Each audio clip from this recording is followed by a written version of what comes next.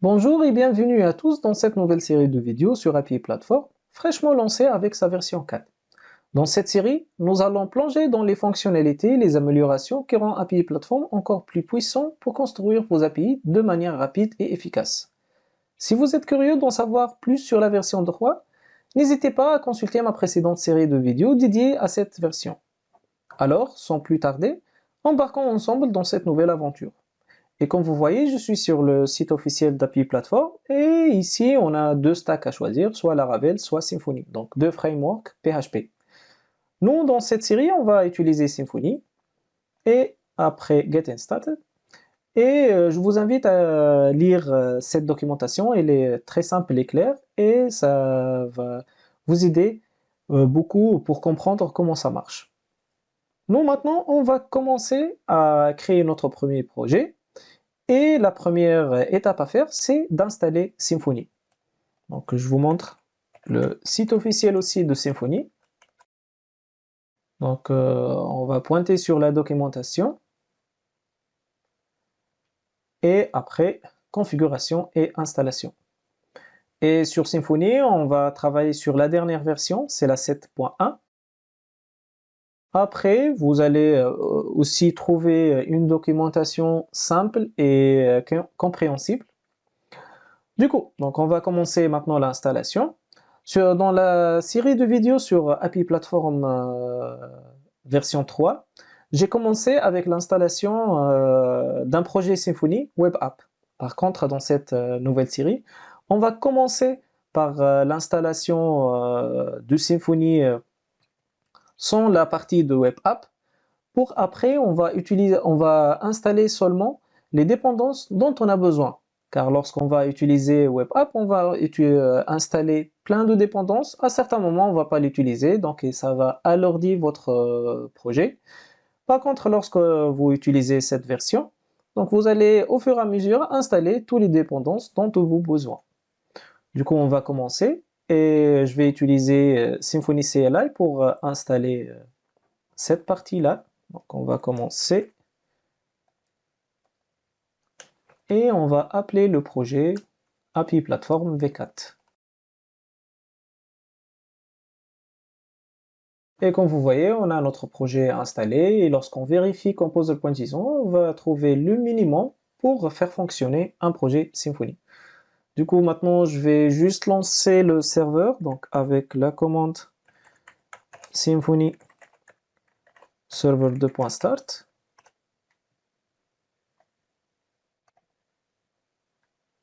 Donc, comme vous voyez, on est sur la version 7. Maintenant, la deuxième étape à faire, c'est d'installer API Platform. Donc, c'est avec la commande composer require API. Donc, comme vous voyez ici, donc il a ajouté API Pack. Et après, il va installer avec API Platform tous les composants dont il a besoin. Ici, il demande est-ce qu'on va utiliser Docker. Donc, dans cette série de vidéos, on ne va pas l'utiliser, donc on va mettre non. Comme vous voyez ici, il a ajouté Doctrine. Aussi Symfony Expression Language. Donc il a ajouté plein de composants dont API Platform a besoin de l'utiliser pour fonctionner. Ici on va aussi vérifier les fichiers ajoutés. Donc comme vous voyez ici, il a ajouté les fichiers de configuration d'API Platform et d'autres composants dont il a besoin. Donc ici on a API Platform, Doctrine, Nilmiocourse, la sécurité, Twig et Validator. Lorsqu'on retourne ici, donc si vous avez remarqué, on n'a pas la barre de profiling. Donc aussi, on a besoin d'installer cette dépendance, car après, elle va nous aider à débugger notre application. Du coup, on a besoin de l'installer avec cette commande. Donc composer require -dev, c'est pour dire que ce composant va utiliser seulement dans l'environnement de dev. Et aussi, si vous voulez savoir plus de détails sur Symfony, je vous invite à voir ma série de vidéos sur Symfony 6. Et maintenant, ça reste un seul composant dont on a besoin pour créer les entités, c'est le composant maker. Du coup, on va lancer la commande composer require maker. Aussi, comme vous voyez, aussi le composant maker, on va l'utiliser dans l'environnement de développement. Du coup, il a demandé, Symfony, il a demandé, est-ce qu'on va l'utiliser avec le "-dev"? On va lui dire yes. Donc, j'essaie de vous montrer comment on peut installer des composants avec Symfony, soit l'environnement de dev, soit l'environnement de production. Maintenant, on a installé tous les composants dont on a besoin et on va commencer la configuration et le développement de notre petit projet maintenant. Du coup, la première étape à faire, c'est de faire la configuration de la base de données. Ici, on trouve que PostgreSQL est décommenté. Par contre, moi, j'ai installé MySQL. Donc, je vais commenter ça et je vais décommenter celle de MySQL. Et pour le user, ça va être root. J'ai pas de mot de passe. Ici, app, c'est le nom de la base de données. Donc, je vais mettre API Platform V4 aussi. Donc, pour la configuration, c'est bon. On avance pour créer la base. C'est avec une ligne de commande. Soit vous utilisez Symfony Console, ou bien vous pouvez utiliser PHP bin/console. Donc, c'est à vous de choisir. Pour moi, toujours j'utilise Symfony Console. Symfony Console. Et pour la commande, ça va être doctrine database create. Par contre, avec les commandes de doctrine, on peut utiliser la première lettre de chaque mot. Donc, ça va être doctrine, database, create, avec un C. Et lorsqu'on vérifie la base, on va trouver qu'elle est déjà créée. Donc, j'actualise ici. Et comme vous voyez, on a API Platform V4, qui est vide maintenant. Maintenant, on a besoin de créer notre première entité. C'est avec la commande Symfony Console make entity. Par contre, pour les commandes de make, on ne peut pas utiliser les premières lettres de chaque mot. Donc make entity. On va l'appeler article. Comme vous voyez ici, il demande est-ce que ça va être une API ressource ou non. Donc pour ajouter le CRUD. Nous, dans cette série de vidéos, on a besoin de mettre yes dès le début. Si on veut vérifier qu'est-ce qu'il a créé, car il a déjà créé les deux fichiers, donc le fichier, la classe de l'entité, et aussi le repository qui va être en relation avec toutes les requêtes qu'on va créer avec la base pour cette entité. Donc je retourne ici, je vais voir article, et comme vous voyez, il a généré une classe qui s'appelle article, en relation avec article repository, et il a ajouté cet attribut qui est API ressource. Cet attribut-là, c'est pour dire que cette entité va être une ressource pour API Platform. Donc on va continuer pour créer d'autres champs. Le premier, ça va être title, qui va être du type string. Comme vous voyez ici, c'est la valeur par défaut. 255, nullable, non. On va ajouter aussi le contenu, donc content. Par contre, on ne va pas utiliser string. Et si vous voulez voir tous les types supportés par Symfony, vous pouvez mettre point d'interrogation et voir tout ce que vous avez besoin. Pour nous, dans le content, on va utiliser texte. Nullable, ça va être non. On va ajouter un champ du type date. Donc, et pour Symfony, donc vous pouvez mettre le champ sous cet format, published at, et cette partie-là, lorsque vous ajoutez at, Symfony va comprendre directement que c'est un champ de type date. Comme vous voyez, il a mis datetime immutable par défaut. Oui, on va l'utiliser. Nullable, on va mettre non nullable. Du coup, on va s'arrêter là pour les champs. Donc, on va ajouter au fur et à mesure avec les prochaines vidéos. Et maintenant, comme vous voyez, Symfony vous guide déjà pour avancer dans la création de l'entité et aussi la table dans la base. Donc, on va lancer Symfony Make Migration.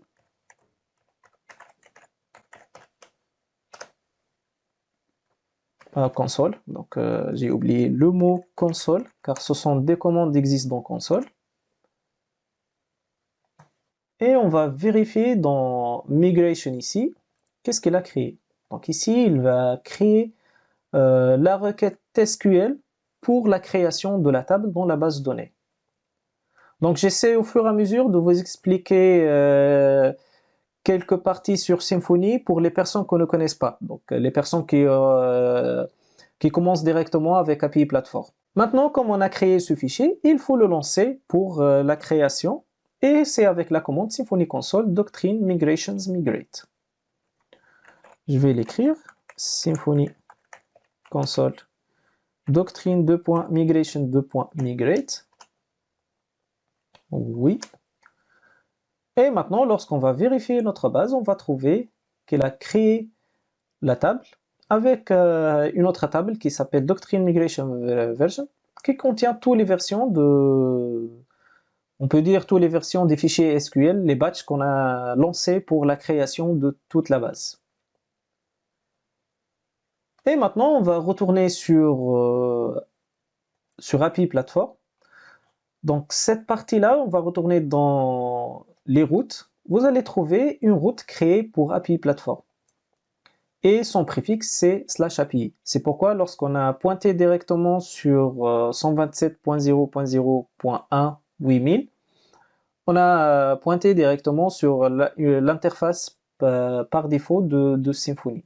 Du coup, pour voir la documentation d'API, on a besoin de pointer sur /API. Donc je vais l'ajouter maintenant. Et comme vous voyez, on a l'interface API avec la barre de profiling, donc, qui vous donne plein d'informations. Donc ici, on a l'environnement de dev, la version de PHP, la version de Symfony, et plein d'informations. Je vous invite toujours à débugger avec cette barre. Et aussi, on a notre entité article, et avec toutes les méthodes HTTP, donc le get, le post, la get avec l'ID, la suppression en delete et le patch pour faire la modification. Et maintenant, si vous voulez faire un test, vous pouvez le faire avec cette interface de Swagger. Donc, tryout. Par défaut, il vous donne la pagination. Après, execute. Et comme vous voyez, on a total items égale à 0. Donc maintenant, on revient sur le code.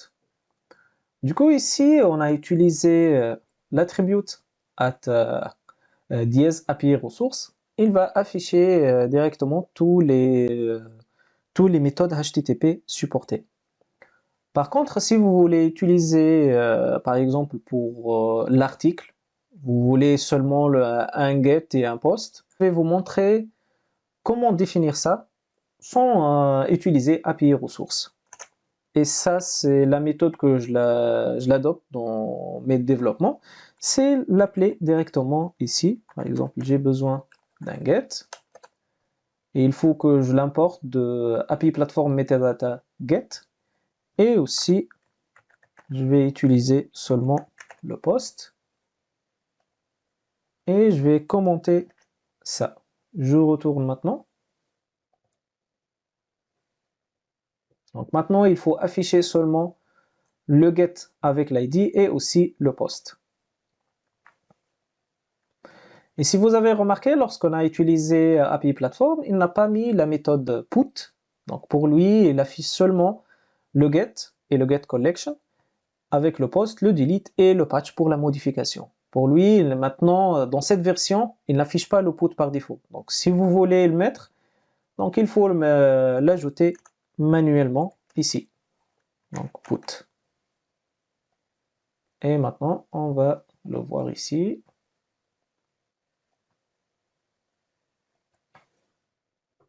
Donc comme vous voyez, on a le put.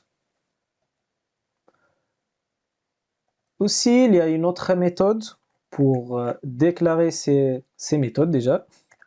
Donc c'est ici, dans API ressources. Et maintenant, operations, deux points, j'ouvre un tableau, donc new get. Et maintenant, on va l'afficher. Donc il faut afficher seulement le get avec l'ID. Et comme vous voyez, on a le get avec ID.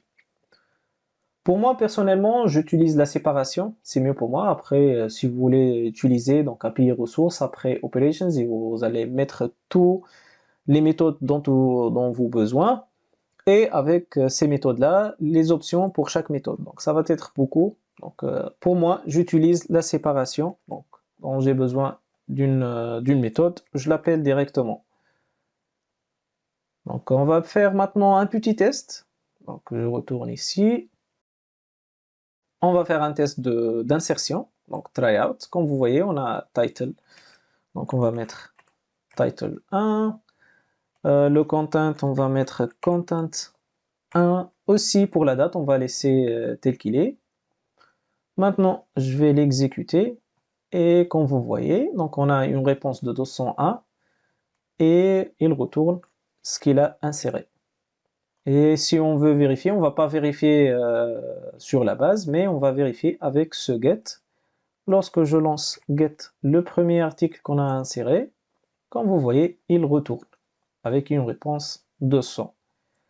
Et on va faire aussi un autre test. Si on veut faire une modification sur le premier article, donc je vais mettre title avec 1 et 0. Je lance. Donc, comme vous voyez, il a retourné ici qu'il a fait la modification. Il a retourné elle a retourné tous les données avec title modifié. Et ici, je vais vérifier aussi avec le get. Et comme vous voyez, il retourne title 10. Aussi, je vous invite dès maintenant à voir la barre de profiling. Par exemple, celle-là, c'est une méthode de post, ou bien celle-là, la get, ou bien celle-là, le get, et on va vérifier ensemble qu'est-ce qu'il fournit le profile. Comme vous voyez ici, il vous donne des données, qu'est-ce qu'il a envoyé, avec les options que vous pouvez utiliser avec le get, les paramètres, short name, class, description. Comme vous voyez, vous avez plein d'options pour utiliser. Cette partie-là concerne aussi API Platform. Ici, ce sont les options que vous pouvez utiliser avec la méthode API ressources et aussi le get, comme vous voyez ici. Donc, il vous donne tout. La performance, si vous avez un problème de performance, vous pouvez trouver ici où est-ce que ça bug. Donc, quelle est la partie qui prend plus de temps ou moins performante que les autres. Vous avez aussi les logs, les ventes, le routing et n'oubliez pas Doctrine. Donc, comme vous voyez ici, lorsqu'on récupère, il donne la requête qu'il a lancée pour récupérer l'ID, le premier ID. Je pense qu'on a fait le tour pour cet exemple et cette introduction. Déjà, la vidéo a pris plus de temps que prévu car je vous ai montré aussi quelques parties et quelques notions sur Symfony, comment vous pouvez l'utiliser. Et je vous invite à voir les prochaines vidéos donc, pour savoir plus sur API Platform et son utilisation. À la prochaine.